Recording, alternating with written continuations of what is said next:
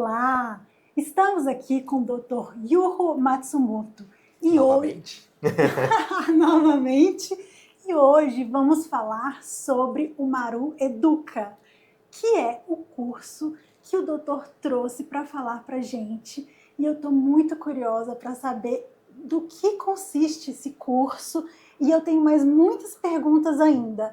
O que curso é esse? Me fala, o que ele ensina, o que ele dá de bom para as pessoas? Muito obrigado pelo convite, né? Hoje a gente vai falar um pouquinho dessa Maru Educa, que a ideia é justamente oferecer uma educação um pouquinho diferenciada, um estilo de educação diferenciado, né? A gente tem aquela educação moderna, onde tem vários alunos, 40 alunos, né? Escutando só o que o professor vai falar e recebe a informação de uma forma passiva. Queria sair um pouquinho desse modelo de estudo para que seja um estudo clássico. O que na realidade eu quero oferecer para as pessoas é literalmente uma educação de um rei. Antigamente, reis ou qualquer pessoa mesmo, né, tinha uma educação onde os pais passavam conhecimento para os filhos, um mentor passava o conhecimento para os seus mentorandos, né? Então a gente tem uma educação aí muito mais densa, muito mais concentrada do que simplesmente ter um professor só passando informação para 40 pessoas. Então não é exatamente um só aulão que a gente quer fazer literalmente formato de debate. Calma, agora eu quero saber. Você me falou que era no formato de uma educação clássica. Eu quero saber o que significa esse clássico. É clássico de... Eu não entendo, mas você me fala. Sim. E outra coisa, essa questão de debate. Por que você inseriu essa questão do debate e por que você acha que isso melhora na didática? Então, primeiro só para entender em relação a esse debate, né, a gente já está formando um grupo, inclusive é um dos grupos maiores, é um grupo bem grande, né, já tem mais de 500 pessoas, né, dentro do WhatsApp, onde tem várias pessoas de vários níveis de conhecimento, desde o recém-formado até uma pessoa que já está quase aposentando, especialistas, né, e o generalista no mesmo local, para a gente poder discutir casos clínicos numa visão de várias pessoas diferentes e fazer um debate mesmo. Como acontecia antigamente, na época de Platão, Aristóteles, né? Que a gente tem esse formato onde a gente não coloca grupinhos de pessoas com o mesmo conhecimento. Porque a escola é desse jeito, né? A gente pega todo mundo que tem a mesma idade, todo mundo com o mesmo pensamento, agrupa lá e coloca só um professor para poder fazer uma aula lá, sendo que as pessoas só recebem o conhecimento e não utiliza aquele conhecimento. E é difícil de utilizar conhecimento nessa situação, porque os alunos, todo mundo tem o mesmo conhecimento, tem o mesmo patamar de conhecimento. Se você tiver só o mesmo patamar de conhecimento, é difícil de você transmitir conhecimento entre eles. Então, entre alunos, se você agrupa, né, várias pessoas de um conhecimento baixo, evidentemente você não consegue produzir nada.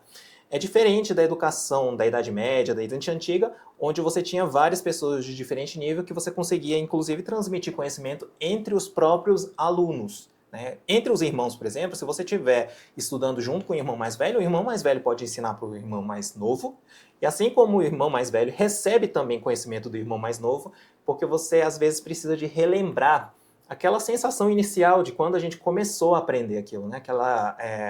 Quando a gente fica muito veterano, a gente começa a perder a emoção, a gente começa a perder aquele paixão da medicina, inclusive, né? A gente sabe que a gente vai perdendo aquela paixão da medicina no decorrer do tempo, e é muito bacana a gente poder conversar com aquelas pessoas que estão naquele gás todo, começando a medicina, para a gente poder receber essa energia boa também, né?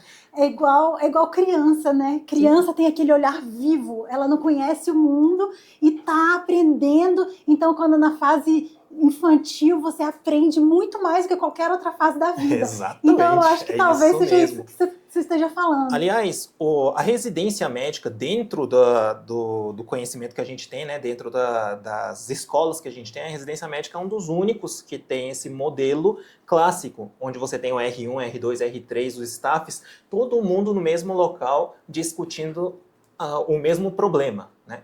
Isso a gente não encontra, por exemplo, numa sala de aula comum. Porque na sala de aula mal tem debate, né? É simplesmente o professor passando conhecimento para os alunos. Aliás, o aluno tem até conotação ruim, né? Melhor falar até estudante, porque aluno significa falta de luz. Não é exatamente isso, né? A de não ter, né? Aluno de luz. Então não tem luz. Está dizendo que realmente eles não vão emitir nada. E isso, do ponto de vista de educação, é muito ruim. Se você não emite luz, se você não fala, não utiliza aquele conhecimento, né, debate, não faz os debates de uma forma ativa, você acaba perdendo mesmo aquele conhecimento. É difícil a gente lembrar de uma coisa que a gente simplesmente escutou. A gente lembra de coisas que a gente praticou, coisas que a gente utilizou. Então, na verdade, mesmo talvez não sendo uma prática assim, física, não é? Que a gente pensa prática, alguma coisa física. Mesmo não sendo, tem uma prática por causa do debate. É um outro jeito de fazer a prática. Então, o grupo, pelo que eu estou entendendo, é um grupo heterogêneo de pessoas. Não é homogêneo igual a gente não quer aquela coisa homogênea onde a gente nivela as pessoas e coloca as pessoas de acordo com o seu nível. Então, a gente quer literalmente misturar. Os novatos aprendem com os veteranos. E os veteranos aprendem o quê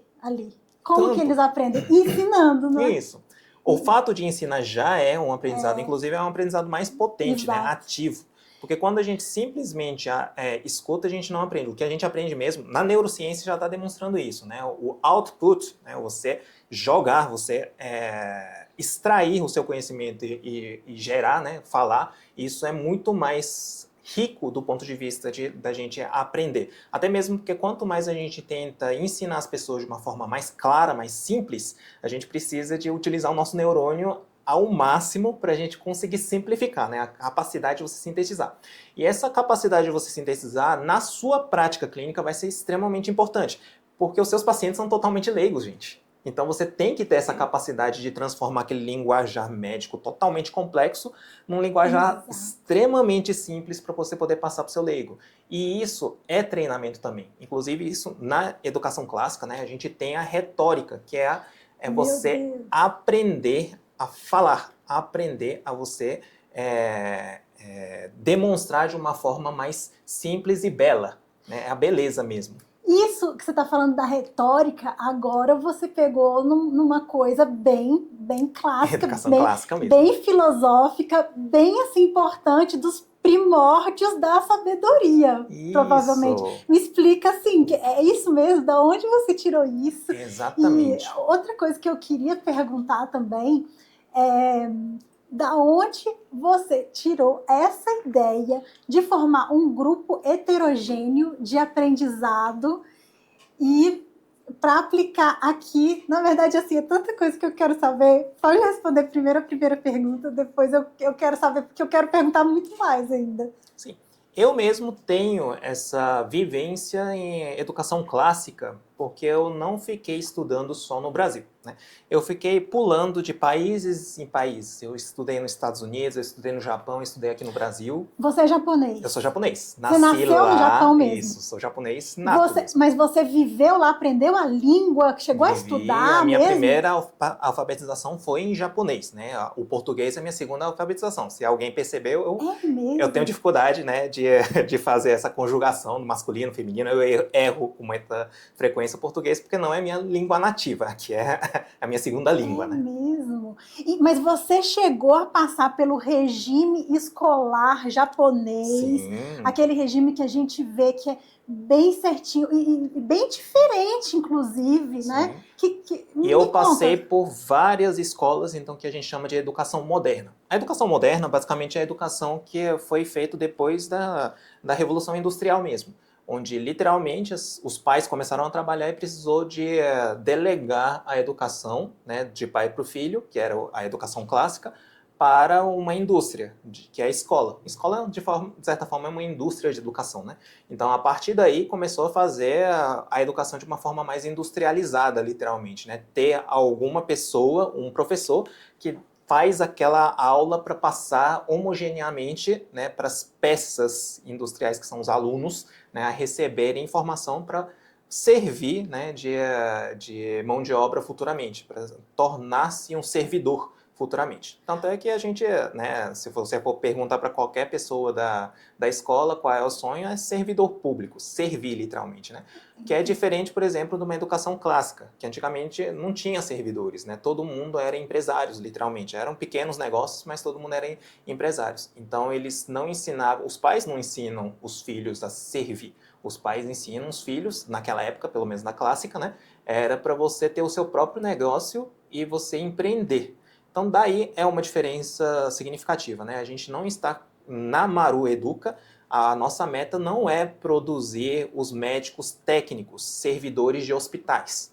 O que a gente está querendo fazer na Maru é produzir pessoas que são lideranças do ponto de vista cognitivo, né? Do ponto de vista educativo, para servir para tornar um médico do próprio consultório, para tornar o médico empreendedor, tanto da parte educacional, para passar para frente, para não simplesmente oferecer essa parte técnica, mas literalmente mostrar, né, para a população o que é de belo dentro da medicina, você realmente não só prescrever medicamento, mas até de conversar de uma forma mais correta para poder ensinar os pacientes a cuidar da própria saúde, para melhorar a saúde do paciente de uma forma mais empreendedora, até criativa do ponto de vista. Eu fico aqui pensando, estou viajando nas coisas que você está falando. Fico pensando, da onde que ele tirou essa ideia de fazer esse tipo de educação diferente, que não é padrão aqui no Brasil, né? Sim. Fico pensando, será que tem a ver com a origem japonesa dele? E outra coisa que eu estava pensando aqui, pelo que eu conheço, ou a impressão que eu tenho é que no Japão os pais participam mais da educação dos filhos. E sendo assim, me dá essa impressão que você tem talvez essa paternalização do curso, não é? Você abraça isso, você educa, dá ensinamentos de retórica, que é uma coisa que eu nunca ouvi falar fora do meu curso de filosofia. Então, me diz, da onde que você tirou isso? Foi das origens do seu país de nascença? Da onde foi? Parte sim, mas no Japão também a educação é moderna, né? É escola. É que nem aqui no Brasil, onde você tem esse formato, né, de um professor para vários alunos, né? Na minha origem mesmo, o motivo da educação clássica, porque no final das contas, como que eu ficava quicando de um país para o outro e indo para várias escolas, no final das contas eu não conseguia acompanhar de uma forma como os outros colegas acompanham a escola de uma forma contínua. Então, no final das contas, quem me ensinou mesmo, né, são os meus pais. Principalmente a minha mãe me ensinava, né, bastante em relação ao curso mesmo, o conteúdo do ensino fundamental, ensino médio. Então, a partir desse momento onde a gente tem uma educação, eu diria que é de educação de qualidade mesmo, né? Não posso dizer assim, eu acredito realmente que os pais até têm a capacidade melhor do que vários professores em relação a passar conteúdo, até mesmo porque quem é mais interessado em passar conteúdo? Os professores realmente têm tanto interesse em passar conteúdo para os seus alunos? Talvez até tenha, mas não como um pai, não é? Exato. Talvez não como uma mãe ali. Mas me explica agora de curiosidade mesmo. O que você disse que você fez a sua escola no Japão e depois você mudou, fez nos Estados Unidos. Eu queria saber qual é a diferença que você achou dessa educação oriental para ocidental. E que tipo de coisa que você aprendeu em uma que não aprendeu em outra? Uhum. Nesse aspecto até é interessante até a gente falar um pouquinho dessa educação clássica que a gente está falando, né? Até retórica, né? Esse aí a gente chama isso de trivium, né? Até veio da palavra trivial. Trivial é coisa básica que a gente precisa de aprender. E dentro desse trivium, que é o trivial que a gente aprende a ter, na realidade, nas escolas modernas, eles só querem ensinar o que a gente chama de gramática. O trivium vem de três, né? A gramática, a dialética e a retórica. São os três que a gente precisa de aprender. A gramática é simplesmente dados.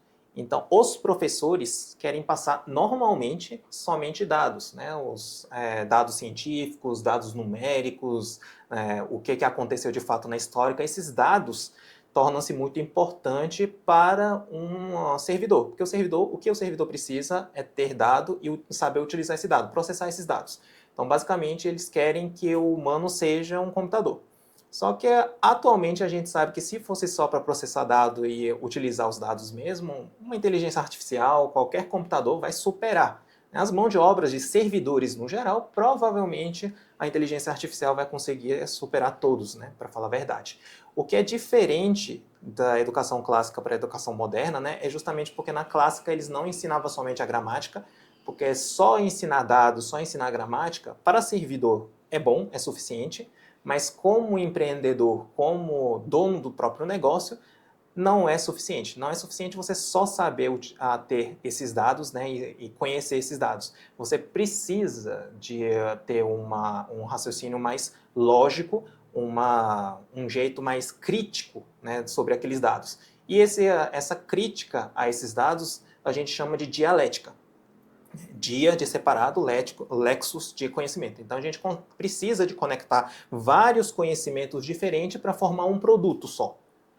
Enquanto que um servidor só precisava de saber aqueles dados para você conseguir fazer, né, aquele trabalho, uma pessoa que tem o seu próprio negócio, você precisa de conectar várias informações para você oferecer.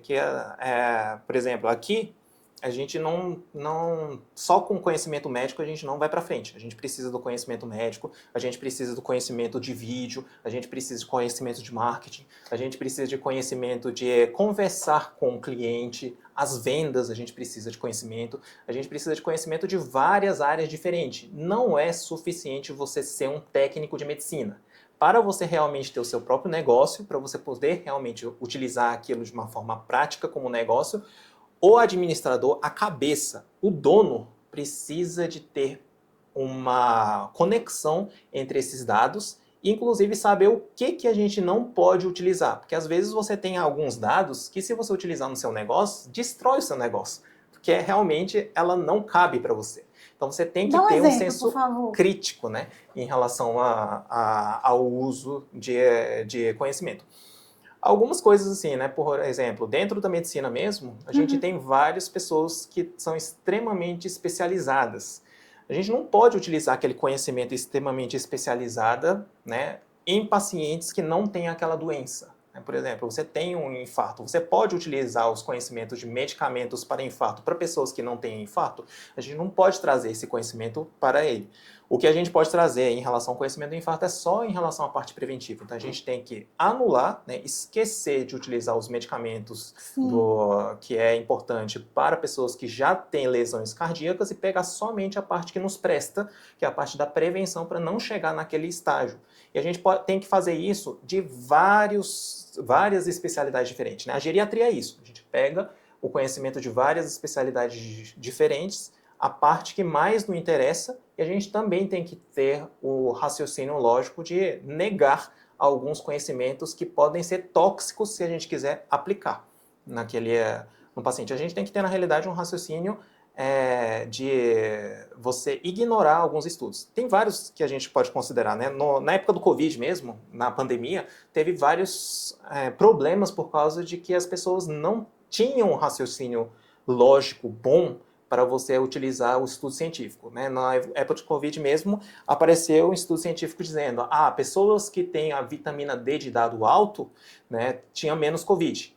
Aí qual foi o raciocínio que a maioria das pessoas que só tem a gramática e não tem a dialética utilizou? Então vamos tomar vitamina D para todo mundo. Então faz esse tipo de correlação simples, porque você não consegue fazer uma conexão dos dados, né? Simplesmente você dizer, se você tem vitamina D alta, a gente tem que oferecer vitamina D alta para prevenir Covid, isso aí é coisa de servidor, isso é coisa de quem aprendeu só gramática e dado. Sim, correlação. Correlação. Mas explica por que esse caso estudo de COVID, não estaria certo. O que aconteceu a luz solar faz com que a pessoa não tenha Covid. A luz solar, o fato de você estar fora de casa, recebendo luz solar, o próprio luz solar, a Covid não conseguia sobreviver tão bem no ambiente onde você tem muita luz solar, comparando com um ambiente fechado onde você tem pouco luz solar. As pessoas que vivem num local onde tem muita luz solar ficam com vitamina D alta. Exato. Então acaba que, na realidade, a prevenção do Covid é você não ficar tão refinado em um local, e sim você abrir a casa para receber a luz então, solar. a pessoa faz uma relação simples e tem um monte de outros fatores em volta que a pessoa não correlaciona, que são, Isso, e faz você um não tem um viés de senso crítico. confundimento, né?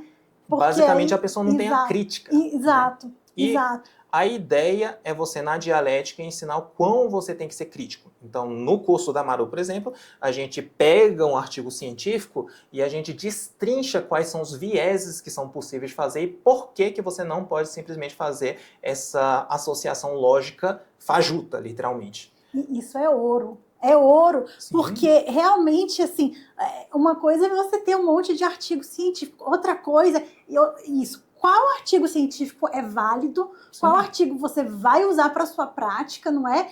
É literalmente ensinar a ler um artigo científico de uma forma correta. Exato, igual você está falando, para ver se ele é um artigo que você pode usar e se puder. Que informação que se usa? Igual você está falando, né? Exato. Que tipo de informação? Essa é a grande diferença, porque na educação moderna, industrial mesmo, a gente só oferece os dados, né? Então fala, a vitamina D alta é bom para a saúde. Aí faz esse comentário, ponto final. Sim. A gente, quando a gente estuda de uma forma clássica, a gente vai aprofundar muito mais, dizendo em que situação de fato é, né, importante, em que espaço isso é importante, em que momento isso é importante, por que que isso é importante, para poder utilizar aquele conhecimento não só naquela doença, mas poder expandir para as outras áreas. Em que momento a gente consegue expandir para as outras áreas? Desculpa. Aí torna-se extremamente importante a gente fazer esse tipo de debate de análise de artigo científico e por que que a gente classifica aquele estudo como sendo bom, por que que a gente classificaria aquele estudo como sendo ruim, ou por que que a gente pode utilizar aquele estudo para o seu paciente, porque não pode utilizar para aquele seu paciente. A grande verdade é que a geriatria é a arte da gente destruir o guideline. Né? Como a gente fala, é porque, infelizmente, guideline é literalmente o cúmulo da educação moderna, onde você aplica a mesma coisa para todo mundo.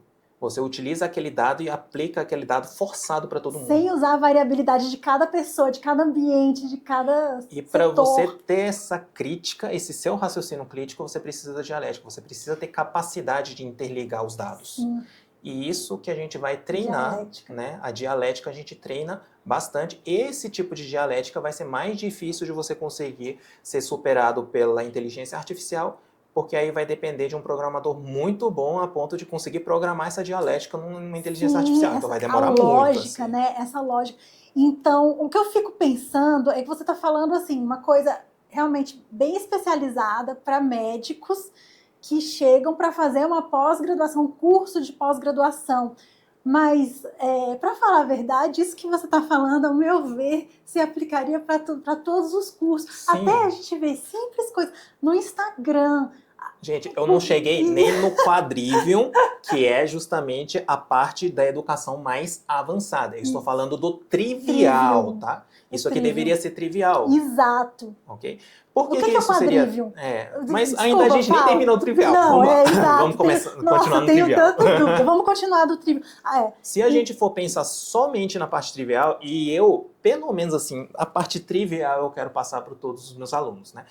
E esse trivial, basicamente, literalmente, é o básico para você conseguir mexer com novidades. Né? A grande dificuldade que a gente está vendo da nossa população em geral, inclusive população médica, é lidar com novidade. E essa dificuldade de você lidar com novidade que deu aquele caos total no Covid. Então, uma das coisas que eu achei que é necessário ter um curso desse, onde você precisa, né, de ensinar também a dialética e a retórica, é justamente para você conseguir superar as novidades. E grande verdade é que os empresários são essa capacidade de você sempre lidar com problemas novos é o que é necessário para qualquer pessoa que empreende, qualquer pessoa que realmente tem o seu próprio negócio. Então, o trivial é dito como sendo trivial, que é literalmente o trivial para você ser independente, você ser liberto. Claro que se você quiser ser escravo de qualquer outra pessoa, simplesmente ser uma peça onde você vai trabalhar como um técnico, você só precisa da gramática, você não precisa nem saber o trivial. Mas se você quiser literalmente ser uma pessoa livre, você precisa de saber pelo menos o básico, mínimo, né? para lidar com novidade, né? aqui a ideia é de você saber lidar com novidades, como é o caso de Covid, que foi uma total novidade para a população médica em geral. Então, isso, né, essa parte é dialética. E o que é retórica? A retórica é a arte de tornar isso belo, bonito. É o que você faz aqui, né? A câmera, por exemplo, né, uma forma de você demonstrar isso de uma forma bela, e isso também é uma das maiores falhas que você escuta dos colegas que são extremamente especialistas. Falando, eu não quero fazer vídeo, eu não quero que os meus pacientes entendam o que eu estou falando, é até melhor eu falar de uma forma mais complexa, parecendo que eu sou a autoridade, essas coisas assim. Ele simplesmente está ignorando a retórica. A retórica é essa arte de tornar-se aquilo simples e belo para que todo mundo curta, todo mundo queira, né? E os meus pacientes justamente têm essa satisfação por causa dessa retórica, né? E, inclusive, vários médicos ficam reclamando dos charlatões, dizendo, os charlatões têm muito mais clientes e fica passando aqueles tratamentos absurdos. Mas o absurdo também é você, médico, não aprender a retórica, essa capacitação que o charlatão tem de persuadir, né? Que é a capacidade literalmente de persuadir. Então você também tem que saber falar. E daí aquele grupo é muito importante, porque no grupo não é só o professor que vai ensinar. Né? Vai ter vários alunos, que os alunos entre si também têm que saber explicar, porque se você não tem capacidade nem de explicar para um colega que fez medicina, tu vai ter capacidade de explicar para um leigo? Jamais! Exato. E eu acho que a maior capacidade, até a maior inteligência é você conseguir transformar uma coisa complexa numa coisa simples. Gostosa de escutar. Isso é a beleza, né? Tornar aquilo retórico, uma coisa bela de se escutar, fácil assim, de compreender. E a retórica, a oratória, né? Tudo anda junto. Não necessariamente você precisa persuadir num lado ruim, não é? Exato. Você pode persuadir, você pode explicar na sua oratória só para a pessoa entender o que está acontecendo, até para ela não cair na lábia do charlatão, não é? Não é? Exato. Mariana, você sabe que dentro da medicina, quando a gente fala de falha terapêutica, qual é a porcentagem assim que a gente tem de falha terapêutica de as causas da falha terapêutica, né? É bizarro, tá? A falha terapêutica, 80% dos casos da falha terapêutica é falta de adesão do paciente. Em outras palavras, isso é culpa do paciente? Uma pessoa que é simplesmente um servidor médico, né, que é técnico, que só estudou a gramática e não estudou a retórica, vai falar, a culpa é dos pacientes. Mas não é. Porque se você pega um charlatão, os pacientes seguem a risca. Toma Ih, não pode falar.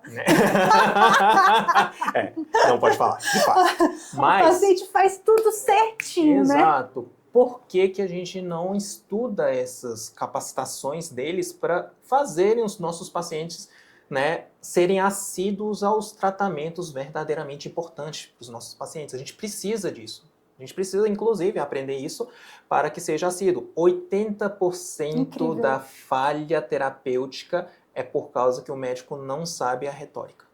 A grande verdade é isso. Não é culpa do paciente. É muito fácil você culpar os outros, né? Mas se um empreendedor ficar só culpando os outros, vai ficar pobre. E outra, quando você culpa os outros, você se exime completamente de ter que mudar alguma coisa, não é? Exato. Então... E a gente precisa realmente, né, ser humilde o suficiente para entender que a falha também é nossa. E como que você me explica? Eu tô completamente convencida da retórica e sempre fui, na verdade. Mas como que vocês ensinam isso? Então, né, uma delas é justamente ter o grupo que os próprios alunos tenham a chance, pelo menos, de expor conhecimento, né? Tanto de você explicar de uma forma simples, a ponto de você entender numa simples conversa dentro de um grupo de WhatsApp. Isso já é um treinamento que a gente vai fazer. Tá. Mas também a gente tem casos clínicos ao vivo mesmo, né? Tudo bem que é à distância. O nosso curso é 100% à distância, né? Então a gente tem as discussões de caso clínico à distância e a gente vai ter os momentos de debate. E nos momentos de debate, né, os próprios alunos trazem os casos clínicos. Se o próprio aluno traz o caso clínico, ele tem que ter a capacidade de transmitir para a gente melhor o caso clínico. Para você, né, se a gente lembra da nossa época, né, do recém-formado, que é difícil a gente transmitir o caso clínico de uma forma entendível, Eu né? tremia. E eu É um fiz treinamento. cirurgia, nossa senhora, para começar a passar o caso clínico. Mas me explica. Não é à toa que eu falo que a residência médica é educação clássica, né? A única educação clássica que a gente tem hoje é residência médica. E qual é a educação que os médicos mais prezam dentro da medicina? Adivinha? Residência médica. Por quê? É, Porque, de fato, é a educação que funciona. é. A educação que funciona é a educação clássica, é a educação que, de fato, liberta, né? O conhecimento liberta O as pessoas. conhecimento liberta, você é livre, senão você vai ter que ser um soldadinho, um escravo da gramática, né? Do Exato, que, ou então do que as pessoas falam que você tem que fazer. E você aceita as informações com viés, não é? exato. Se você não conferir. Então, A gente vai fazer o treinamento para quem tiver também, a gente, não é o curso de farmacologia e o curso de atualização é 100% digital, né? Mas o curso, a gente também tem a mentoria prática, onde a gente faz o atendimento gratuitamente para o público do asilo, né? Então a gente vai para o asilo para poder fazer a parte prática e nesse momento da prática também a gente ensina o método de como a gente vai passar, por exemplo, notícias ruins, né? A gente chama até de protocolo Spikes, que a gente fala como a gente deve passar as notícias ruins. A gente também vai comentar sobre técnicas mesmo, né? Literalmente, de oratória para os nossos alunos. entendi. Deixa eu começar uma coisa antes. Me explica, o médico, que horas que ele pode entrar no seu curso? Qualquer hora da vida do médico, precisa ter algum pré-requisito, precisa ter feito alguma coisa? Como é que é o ingresso? A gente já falou que a gente precisa de gente de todos os níveis. Então, Ótimo. literalmente, é de qualquer hora. Tá. Desde a pessoa que está quase aposentando até aquelas pessoas que são recém-formadas. A ideia é justamente compartilhamento de conhecimento entre pessoas de diversas áreas, de diversos níveis de conhecimento.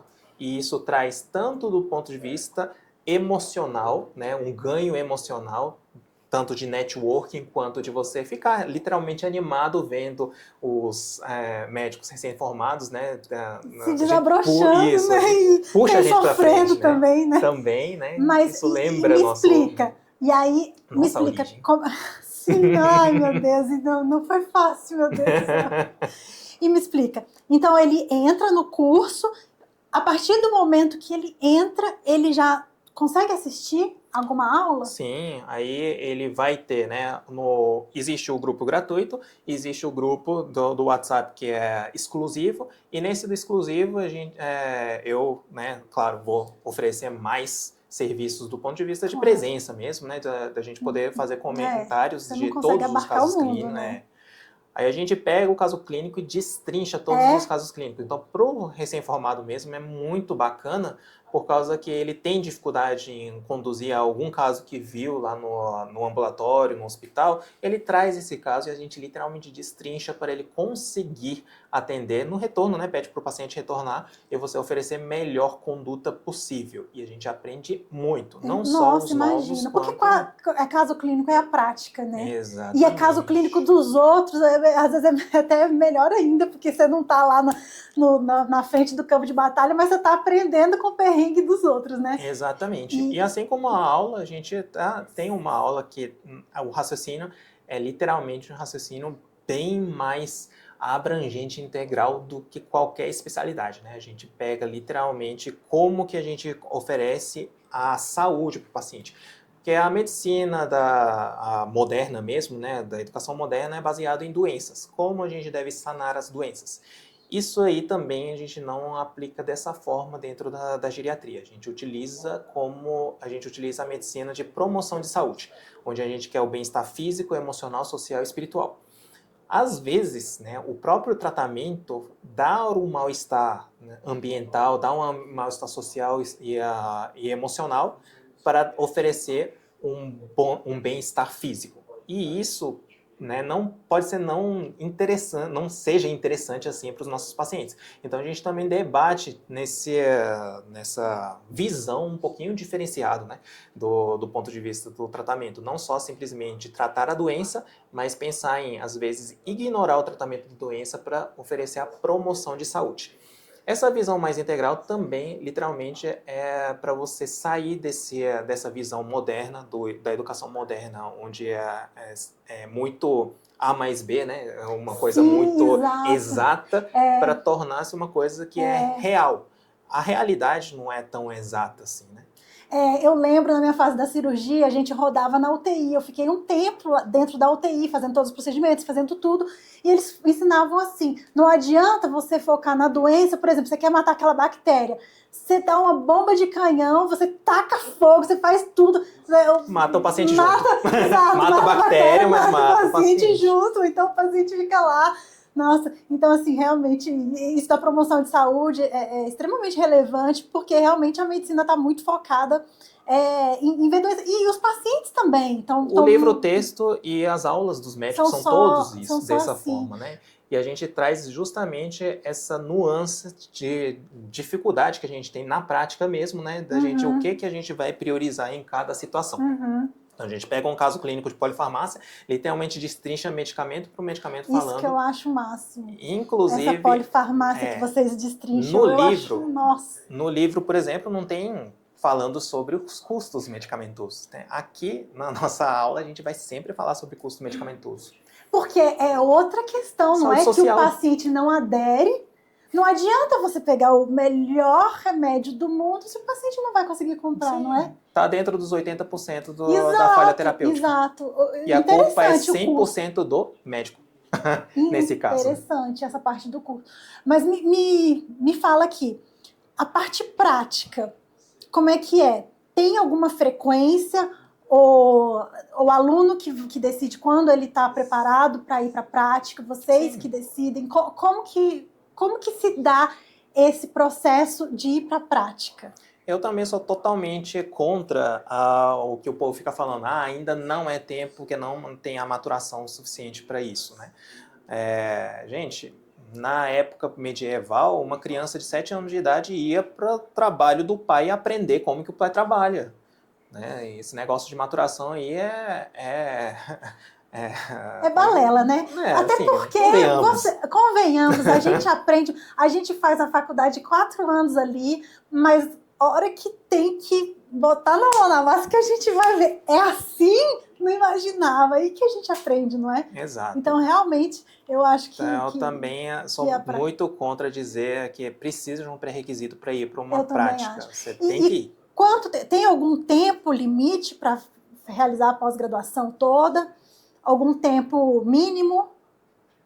Ou não, você pode, o aluno pode... A atualização, o curso de atualização não é exatamente uma pós-graduação, né? A atualização é contínua. Então você assina e fica lá continuamente para ter uma atualização. Porque depois da graduação, mas é uma atualização contínua. Isso. Então a gente tem o curso de farmacologia, que é em 1 ano, esse de curso de farmacologia é em 1 ano mesmo, ponto final. Tá. E temos a atualização, que é a assinatura. Então você pode ficar o tempo que você quiser ficar.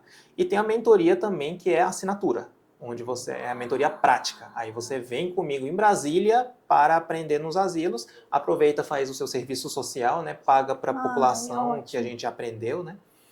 Então a pessoa pode escolher, se não quiser fazer todos, fazer só um, ou então fazer todos mesmo, pode também. Espero que pela frente a gente expanda por vários cursos diferentes, mas por enquanto temos essas 3 aí para poder... E essa farmacologia, porque eu gosto de falar de farmacologia porque é pesado. Para mim, na faculdade foi pesado.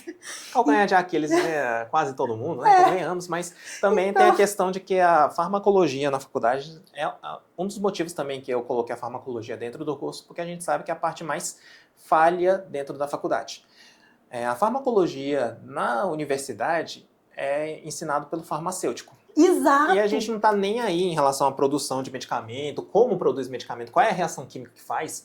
Gente, isso não é prático, não é uma coisa, né? Na educação clássica, a gente aprende numa coisa que é extremamente prática, né? O pai ensinava para os filhos como que ele trabalhava através da prática mesmo, através de coisas que de fato é útil. Então, para a gente, não tem necessidade de a gente saber como que é a reação química. A gente tem que saber interações medicamentosas, efeitos colaterais, quando que a gente deve trocar, e quais são as opções de trocas que a gente tem, né? Com certeza. Então, esses são as partes muito mais importantes, portanto, na farmacologia a gente vai vai demonstrar literalmente essa parte prática, né? A gente vai ignorar a farmacologia da educação moderna, onde pega um farmacêutico que é uma mão de obra mais barata do que médico e simplesmente toca serviço. Sim, e o estudante de medicina não tem aquela identificação, não é? Não tem nenhuma. Então, outra coisa que eu queria... Estou pensando aqui, porque farmacologia, para vocês talvez seja um pilar, não é? Porque, assim, o paciente chega... Eu sei que na minha faculdade eu via isso, o paciente chega com, sei lá, 10...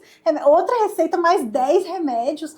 Assim, para você pensar qual que interage com qual e tal. Isso. Então, assim... Para mim, isso daí realmente é muito relevante, vocês terem farmacologia, sabe? Sim.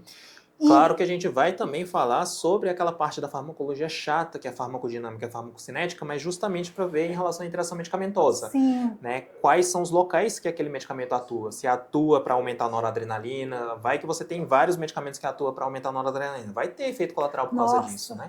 Então a gente tem que, de fato, saber aquela substância serve para aumentar que tipo de substância dentro do seu corpo. Qual é a reação que faz dentro do seu corpo? Isso é importante. E a gente vai ensinar essa parte chata da farmacologia também. Porque a gramática é importante também, né? Não deixa de ser dado, é importante. Um paciente lá tremendo, né? A catizia e não sabe de onde que veio, né? Aliás, tem vários casos assim que eu vejo que o povo erra, literalmente, justamente porque não sabe essa parte básica da farmacologia e só vai num aplicativo colocando a interação medicamentosa de dois medicamentos e lá aparece como sendo não tem interação. Só que esquece que literalmente os dois medicamentos atuam sobre o mesmo local, né? Então, com certeza vai ter interação medicamentosa, por mais que não tenha artigos científicos estudando sobre isso. Porque o que aparece nesses aplicativos? Tem ou não artigos científicos que falam sobre isso? É claro que se tem, vai aparecer lá, né, como gramática, como dado, e você pode utilizar esse dado para falar, não, então não vou utilizar esses dois medicamentos juntos. Mas a interação medicamentosa, a combinação que tem de medicamento é infinito, literalmente, né? Exato. Então, para a gente saber que realmente tem ou não interações medicamentosas, a gente tem que saber a base farmacológica, da onde, aonde, quais receptores que elas estão atuando. Né? E eu acho, assim, tão importante quanto isso, não só a interação medicamentosa, como a ação do medicamento, não é? Porque muitas vezes a pessoa está tremendo ali por causa de né? Nem para a interação. Então, e a sensibilidade de cada paciente, é isso que você estava falando também. Individualização, não sei se foi nessa entrevista ou na outra, você individualizar, né? Cada paciente é cada paciente tem os seus efeitos colaterais, tem tem a sua reação, não é? Agora, o que eu estava pensando é como que é na prática mesmo, essa aula prática, como é na prática, você chega lá com os alunos, já tem os pacientes determinados, o aluno fica... É um aluno por paciente, mais de um... É quanto tempo? Como que é essa dinâmica? Isso. Quanto que você entra na história? A gente faz uma vez por mês, né? Então, a gente vai uma vez por mês. O próprio aluno pode escolher, porque hoje a gente tem duas instituições de longa permanência e também, se o aluno quiser, pode vir para a minha clínica mesmo, vir atender comigo mesmo na minha clínica. Então, tem essa quando atende com você, como é? Ele fala primeiro, você fala... Ou ele te assiste? Na minha clínica vai ter que ser assistir mesmo, né? Porque as pessoas vêm para ser atendido por mim. Claro. Aí a gente utiliza o aluno como sendo transcritor médico. Então, e depois ele fica você transcrevendo pra gente lá. Ah, perfeito. Mas depois você consegue discutir com o aluno sobre aquele paciente. A gente discute sobre aquele paciente com o aluno. Quando a gente vai para o asilo, que é a parte principal, né, da parte prática, né? É uma vez por mês e a gente fica de 2 até 6 lá naquele asilo para atender os pacientes daquele asilo. Nesse caso, um paciente vai ser conjunto, então chama e eu vou atender o paciente para os alunos verem como que é o atendimento, como que é a retórica, como que é a dialética desse atendimento. Entendi. E a gente faz o atendimento completo. Depois disso, a gente distribui os alunos para atenderem os idosos que estão internados naquele asilo. Aí chama todo mundo para poder fazer a discussão dos casos, para poder fazer a prescrição correta, né, daquele... Então, primeiro você atende, todo mundo assiste. E depois cada um vai para os internados. Eu achei interessante isso, porque a gente não tem noção, como médico, às vezes até o médico generalista não tem noção do que é uma consulta geriátrica. Verdadeiramente Não é curta, não é? Não é Como curta. É longa, né? Não tem jeito de... Até mesmo que a gente literalmente vê tudo do paciente, né? Desde a parte psiquiátrica até a parte social, né? A gente faz... Existe até a escala mesmo de o quanto que a pessoa, chama Apgar da família, né? Que é o quanto que tem um apoio familiar para poder tratar aquele paciente. Então a gente não vê realmente só a saúde física. Se a gente visse só a saúde física de uma forma completa, já demora muito. Imagina a gente, além disso, ver a saúde mental, a saúde social e saúde ambiental. Aonde que você vive, como que tem tapete na sua casa, tem né, o que tem dentro da sua casa que pode atrapalhar o nosso tratamento. Até isso a gente vê. Olha, não é puxar saquinhos, não é porque você está aqui, mas eu realmente acho que o geriatra tem que ser muito valorizado. Porque é um trabalho, meu Deus, vocês têm que ter uma paciência. E uma dúvida aqui, mesmo quando o paciente não tem, vamos supor, queixa de memória, você aplica testes de memória? Não, né? Então você tem que saber triando, não é para todo mundo que é a receita de bolo, não, né? Não é totalmente individualizada. Tá? Por que disso? Porque quando a gente aplica uma coisa que o paciente não quer, tem o risco de você diminuir a qualidade de vida do paciente. Porque a nossa meta é oferecer autonomia e independência, né? Vai que a gente começa a oferecer um teste desse, o paciente não tinha queixa nenhuma, não atrapalhava a vida dela cotidiana, e a partir desse momento que você aplica e dá nota baixa para ele começa a ficar em pânico, achando que está entrando com Alzheimer. Vai piorar a qualidade de vida do paciente. Então a gente também não pode oferecer o excesso. Tudo que a gente oferece em excesso, né, tudo tem efeito colateral. Até testes e exames têm efeito colateral. Né, para você que fez a cirurgia, né, a gente pode até falar, a gente pode até falar que o simples decúbito que você prescrevia lá no hospital tem efeito colateral. Uma UTI nem se fala, né? Exato. Então, e a geriatria bem lida com isso, não é? Muito. E me fala uma outra coisa. Por que você quis fazer esse curso? Qual a necessidade que você percebeu na educação médica que te fez se empolgar para abrir um curso com essas características?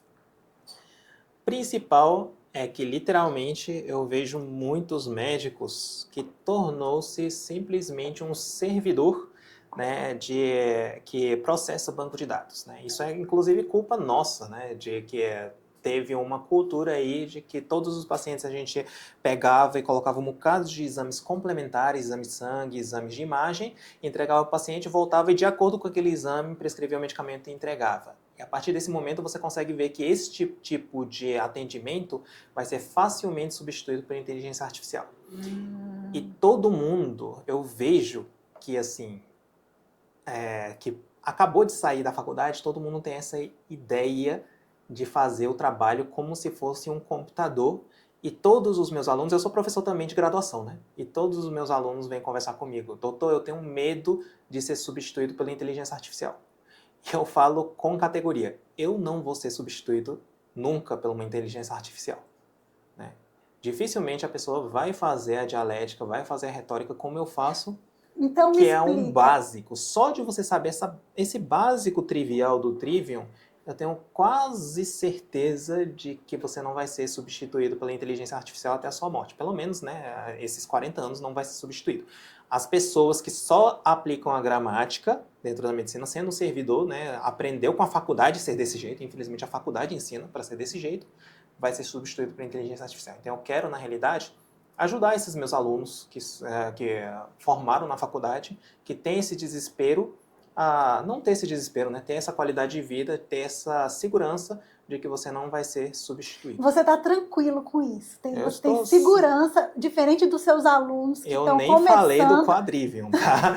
Não, agora... Eu estou falando só do trivial, é suficiente para isso. Exato. Até, né, no outro vídeo a gente falou da Elon Musk, que falou que para que você está aprendendo a medicina se tem a inteligência artificial, né? Eu falo que, de fato, se você estiver na faculdade, eu concordaria com ele. Porque a faculdade, literalmente, forma médicos substituíveis pela inteligência artificial.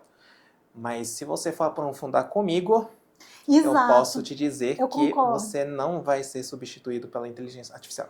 Mas, assim, a faculdade realmente você pode ser substituído se você parar ali. Mas para você fazer uma pós-graduação que vá te diferenciar, você vai precisar daquilo da faculdade. Do MEC, né? Então, infelizmente, é o caminho necessário até para entender as coisas que você vai falar depois, não é? Então, olha, Yurro, eu queria agradecer muito pela sua presença. E eu realmente continuei bem impressionada. E eu acho que essa abordagem educacional diferenciada e a maneira clássica e convergindo várias nações que você tem experiência e principalmente essa parte oriental que traz tantos benefícios que o Ocidente não usufrui, eu acho que são ouro pra gente, que a gente não conhece, não é? Excelente. Então, obrigada e eu desejo muito sucesso, muita sorte e que os alunos realmente façam essa pós-graduação e a inteligência artificial, né? Exato, a inteligência artificial realmente não tem o que falar depois disso, né? É isso aí. Obrigada. Bom demais, muito obrigado. Tchau.